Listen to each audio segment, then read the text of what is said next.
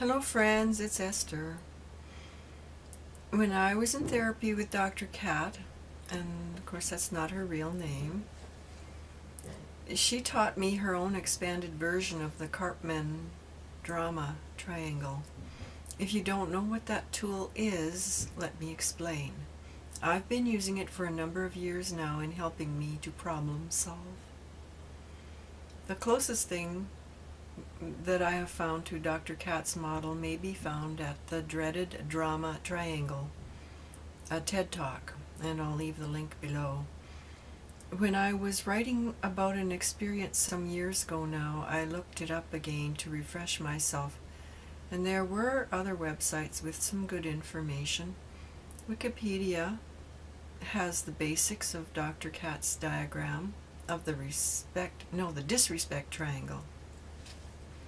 She was teaching me to recognize the work through the persecutor, victim, or rescuer roles found in the Karpman model. I found her counsel very helpful.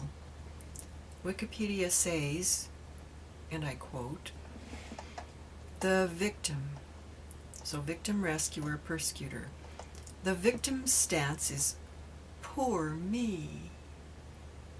The victim feels, of course, victimized, oppressed, helpless, hopeless, powerless, ashamed, and seems unable to make decisions, solve problems, take pleasure in life, or achieve insight.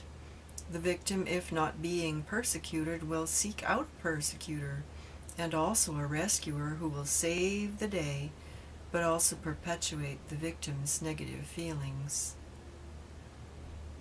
The rescuer. The rescuer's line is, "Ah, poor you. Here, let me take over." A classic enabler. Yeah. The rescuer feels guilty if they don't go to the rescue. Yet their rescuing has negative effects. It keeps the victim dependent. The rewards derived from this rescue role are that the focus is taken off the rescuer. When they focus on all their energy on someone else, it enables them to ignore their own anxiety issues. I guess they've been feeling invisible. Anyway, it keeps the victim dependent. The rescue role is pivotal because, get this, their actual primary interest is really an avoidance of their own problems disguised as concern for the victim's needs. It's not a good example of self-care, is it? The persecutor, also known as the villain. The persecutor insists, "It's all your fault." The persecutor is controlling, blaming, critical, oppressive, angry, authoritative, rigid, and superior. Not a lot of fun there. The winner's triangle, another thing that Wikipedia mentions, is the more respectful one. It was published by A.C. Choi in 1990 as a therapeutic model for showing patients how to alter social interactions when entering a triangle at any of the 3 entry points.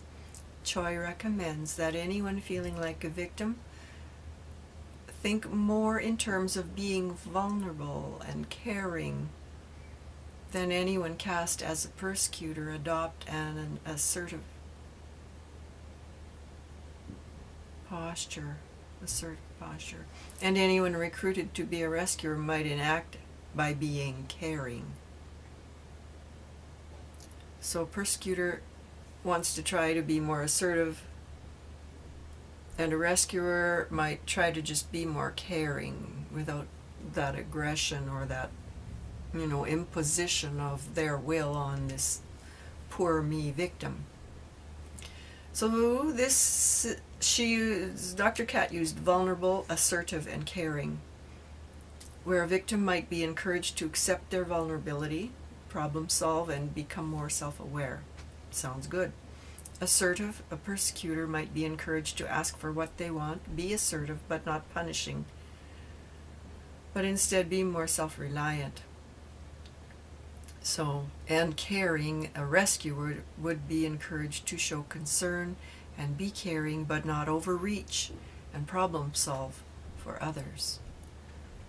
The Power of Ted, first published in 2009, recommends that the victim adopt the alternative role of creator and the persecutor as challenger, and enlist a coach instead of a rescuer. I think that's more of a business model for home-based coaching businesses or something. I watched one video example where the woman only talked about the disrespect triangle without mentioning a second triangle tool. She presented it in a way that seemed to be the standard dysfunctional way that people interact at any given time. I didn't like the sound of that. Her example reminded me of an experience of TheraminTrees, where he described how some therapists like to keep their clients codependent or tied to them for the rest of their lives, assuring a continuous income. Why not? In order to accomplish that, it means the counselor would keep them in the disrespect triangle instead of urging them to work with their true sovereign nature and become self-reliant and move into the respect triangle. Perhaps that's how she plans to model her coaching business. Anyway, I'll put the link to the TheraminTrees video that I'm talking about. That's too bad. I like TheraminTrees. He's awesome. Shout out to TheraminTrees. I really enjoy your work. So here's the diagram from Dr. Cat. Okay, the disrespect triangle contains the persecutor, blaming or finding fault, rescuer who wants to fix, even if it interferes with someone's free will and choice, and then of course the victim, poor me. And the respect triangle contains vulnerable, awareness to identify feelings without judgment, assertive, taking care of self by taking healthy action, and caring, the ability to feel compassion without doing someone else's emotional work. So yeah, let me emphasize again that this Dr. Katz model is for emotional health and wellness, not if somebody's in a physical danger or something, just as a disqualifier there. That is okay. I'm not saying walk away if we see someone in dire need, in danger or something like that. The one lesson I got out of Dr. Katz's teaching is I learned that I didn't have to depend on rescuers or persecutors because I'm not a victim.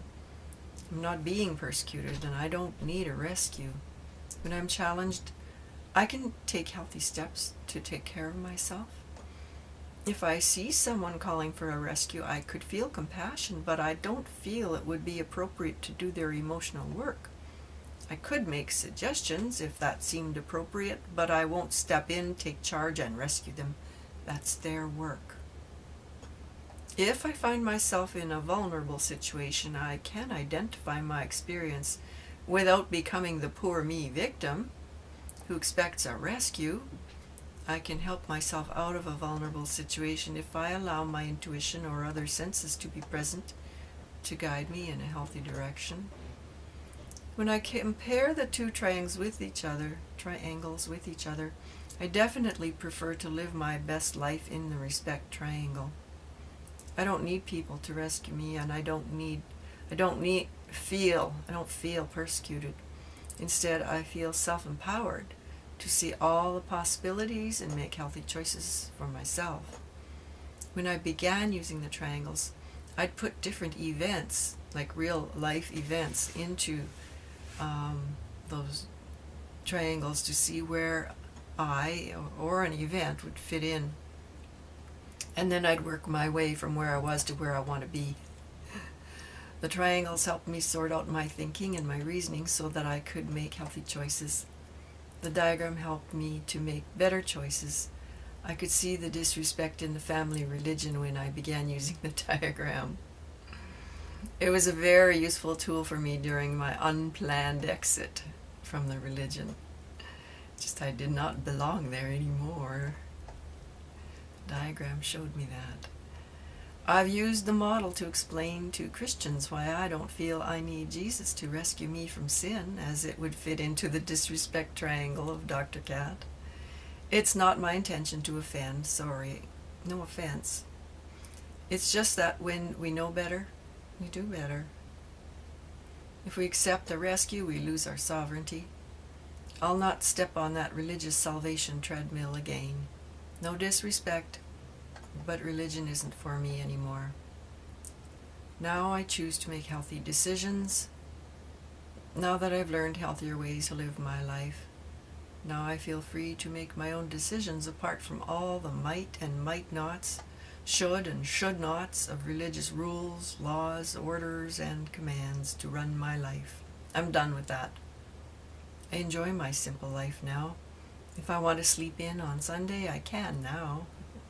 I sleep till I wake up, without disturbance, without that nasty alarm clock, that rude device.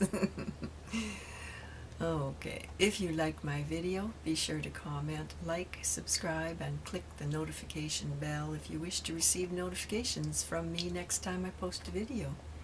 Have a great day.